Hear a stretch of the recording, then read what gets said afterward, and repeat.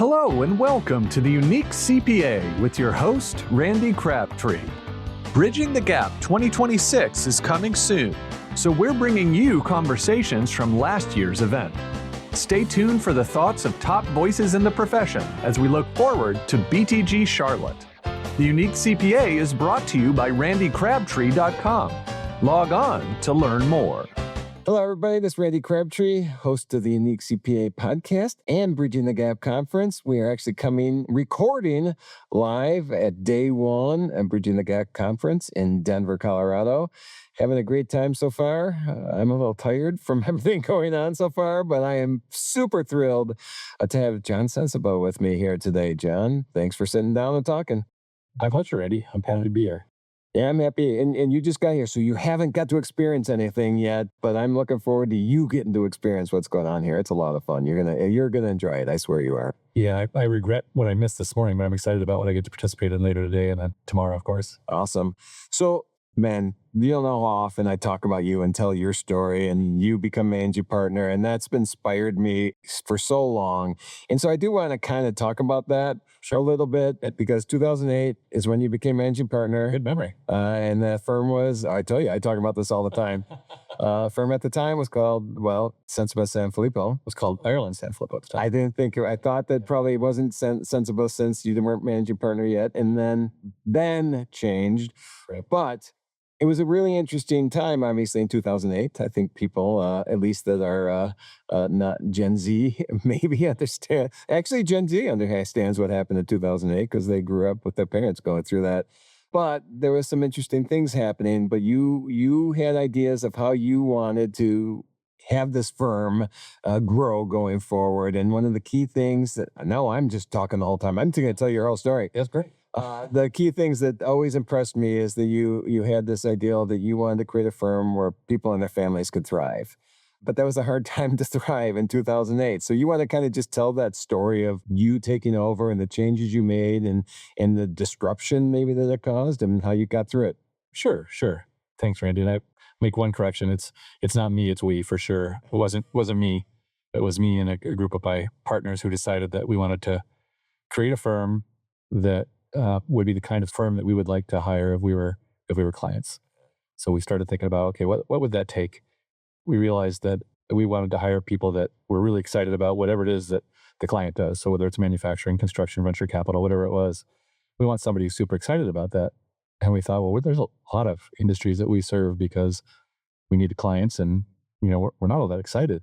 So we said, well, we're probably going to have to either find somebody who's passionate about serving them, or we're going to have to kind of transition them out of the firm, because now that we believe this is what we would want, we really have to be that to other people. We're big believers in the golden rule.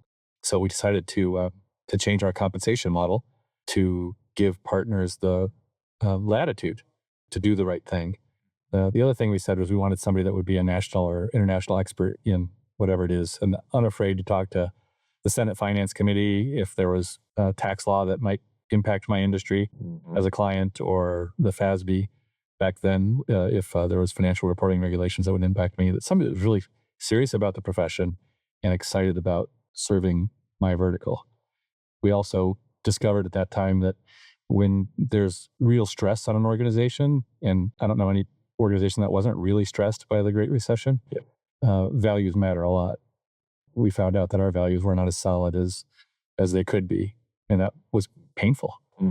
Painful to get through that. We did start to change things, and some people opted out, and that's okay. No judgment. This is who we wanted to be. Once we realized that's who we'd want to hire, we felt like we were obligated to try and become that.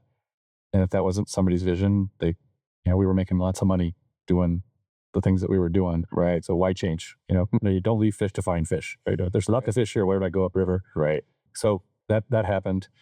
We continued to mature and grow as a firm, and I'll tell you a tale of two crises. 2008, just became managing partner. There was lots of stuff going on. The firm was renamed really as a result of all kinds of really not great things. And that was pretty tough. March of 2020, another crisis. Everybody's got to go home. There's predictions of a 40% drop in GDP. CPA firms are laying people off left and right. I've got all the articles that my own employees sent me about other firms having layoffs. And I had one bad night where I had like PTSD from 2008. Oh, wow. And then I just fell back on our values and acted in accordance with our values. We did some things. We didn't lay anybody off. We were very clear about and transparent about what we needed to do as a firm to avoid layoffs. Let people crowdsource those answers on how we could solve some of the problems we had. And it was sad.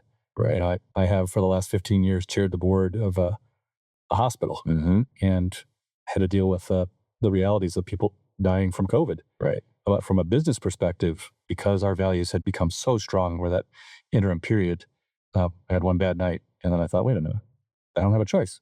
These are our values, act this way. And I mean, makes life pretty simple.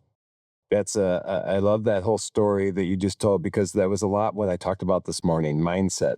Your mindset kind of left you for that one day. It started playing tricks with you, and then you just leaned into, no, this is who we are, this is our values, and you self-corrected.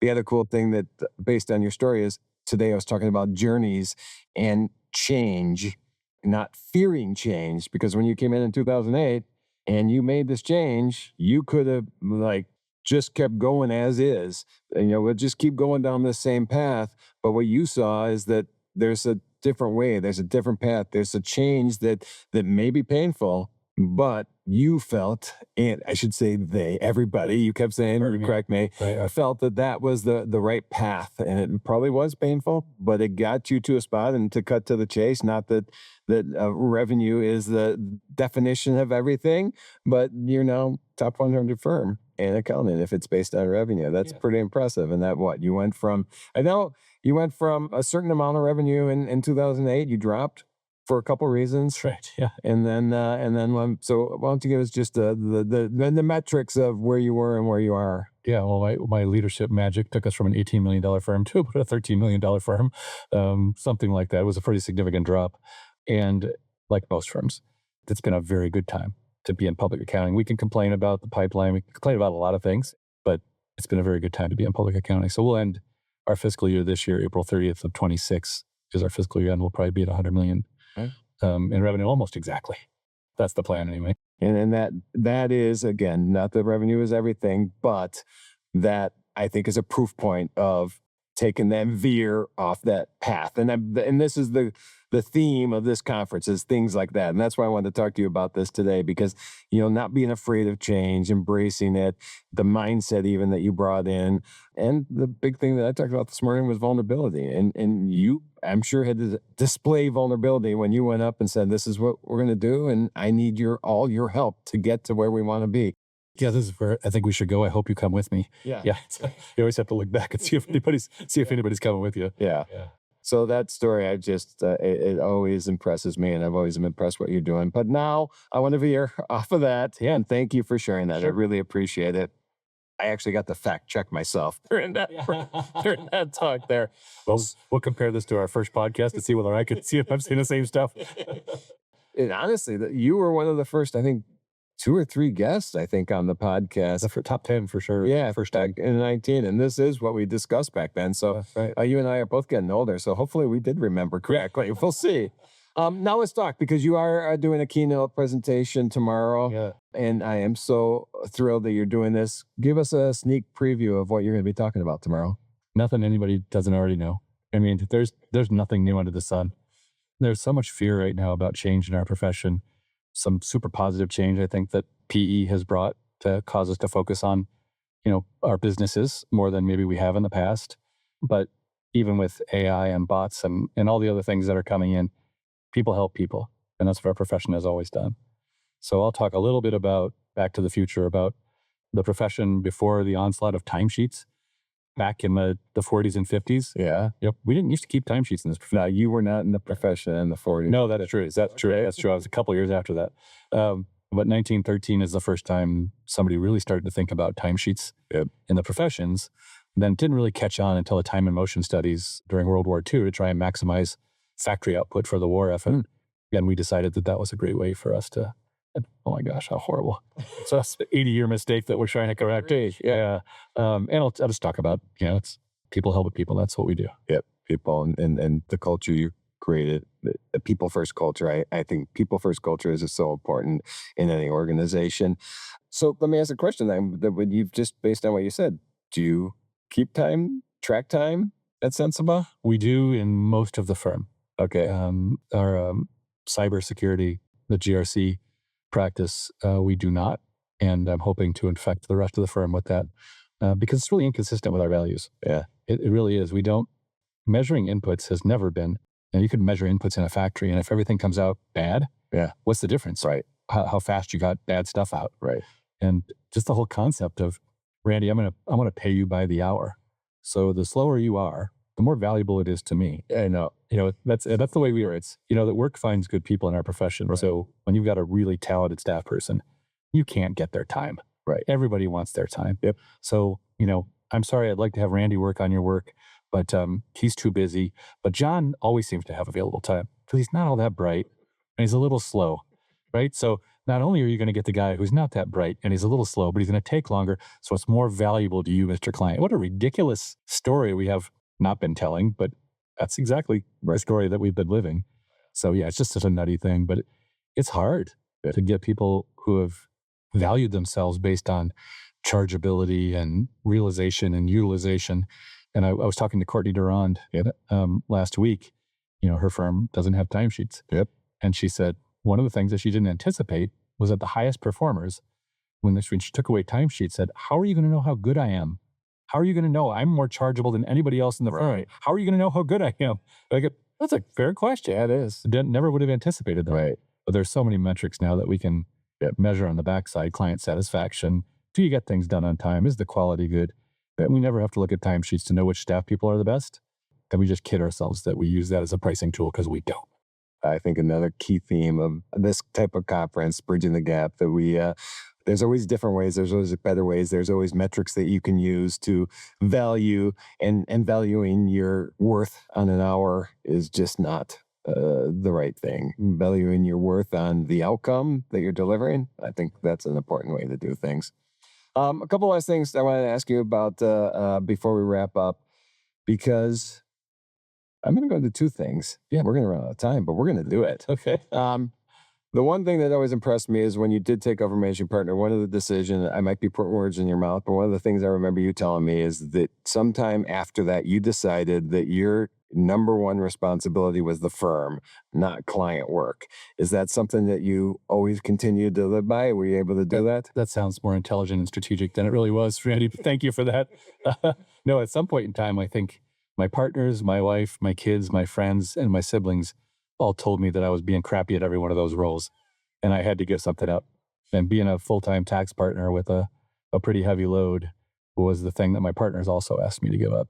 Yep. So yeah, it made sense. It's been 10 years since I signed a tax return other than my own. Yep. And now you just displayed vulnerability, saying I am not good at all these things at once, and had to make that decision, had to decide where is your value, where should you spend your time, where is your passions lie, and where you're most valuable. So that's you are hitting all the buttons here today. So I appreciate I think that's true, everybody, though. At some point in our lives, we get a little out of balance, and you think, I'm doing lots of things really crummy.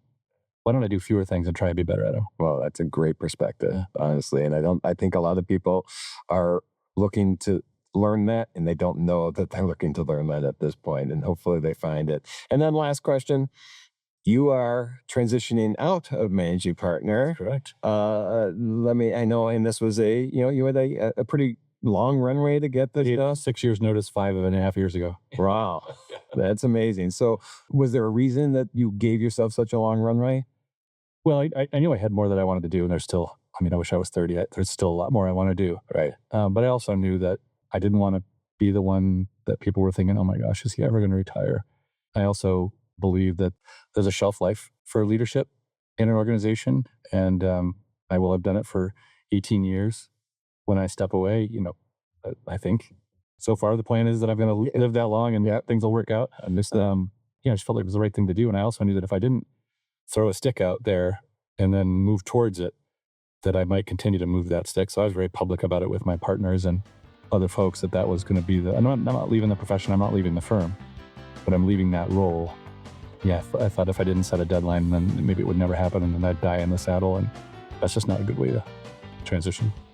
If we were going to do a conference solely on leadership, you would be our only speaker. I really appreciate everything you shared today. Every time I talk to you, I'm inspired. So thank you for sitting down with me. Thanks, Randy. I appreciate it. Thank you for joining us today on the Unique CPA. You can find the show notes for today's episode and book Randy for your next keynote or event at randycrabtree.com.